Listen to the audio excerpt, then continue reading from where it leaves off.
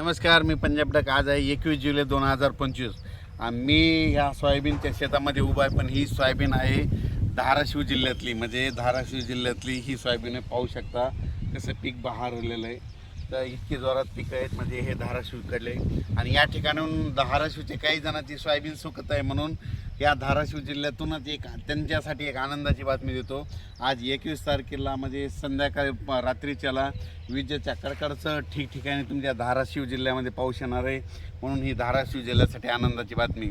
लातूर जिल्ह्यात देखील पाऊस येणार आहे, नांदेड जिल्ह्यात देखील येणार आहे, त्याच्यानंतर सोलापूर जिल्ह्यात येणार आहे, अहिल्यानगर येणार आहे, इकडं सांगलीकडे येणार आहे, साताऱ्याकडे संभाजीनगर आहे, जालना जिल्ह्याकडं आज येणार आहे, परभणी जिल्ह्याकडे, बीड जिल्ह्याकडे आहे, त्याच्यानंतर हिंगोली, त्याच्यानंतर बुलढाणा जिल्ह्यात देखील आहे, त्याच्यानंतर जालना, संभाजीनगर, जळगाव जिल्ह्यामध्ये, नाशिक जिल्ह्यामध्ये कोकणात जोरदारच पडणार आहे. म्हणून हे लक्षात येतं. म्हणजे सांगायचं झालं तर 21, 22, 23च्या दरम्यान आता हे जे जिल्हे सांगितले त्या जिल्ह्यात चांगला पाऊस पडणार आहे.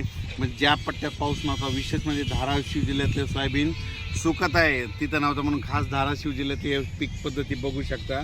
एवढी मोठी सोयाबीन आलेली या ठिकाणी देखील आज धाराशिव जिल्ह्यात खूप ठिकाणी पाऊस पडणार आहे, या 3 दिवसात पडणार आहे, म्हणून हा अंदाज लक्षात येता.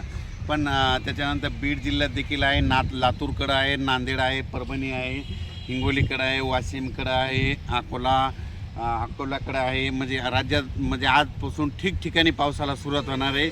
म्हणजे जवळपास जिल्ह्याच्या जवळपास 50% भागात तरी आज बऱ्याच ठिकाणी पाऊस पडेल. आजच्यापेक्षा म्हणजे 22 तारखेला आणखीन याची व्याप्ती वाढत जाणार आहे, 23ला आणखीन जास्त वाढणार आहे. म्हणजे सांगायचं झालं तर या 4 दिवसामध्ये 21, 22, 23 आणि 24च्या दरम्यान म्हणजे ह्या धाराशिव जिल्ह्यात सगळीकडेच पाऊस पडून जाईल आणि सगळ्यांचं जे सुकलेलं सोयाबीन आहे ते चांगलं दिसणार आहे. म्हणून ह्या अंदाज लक्षात यायचा.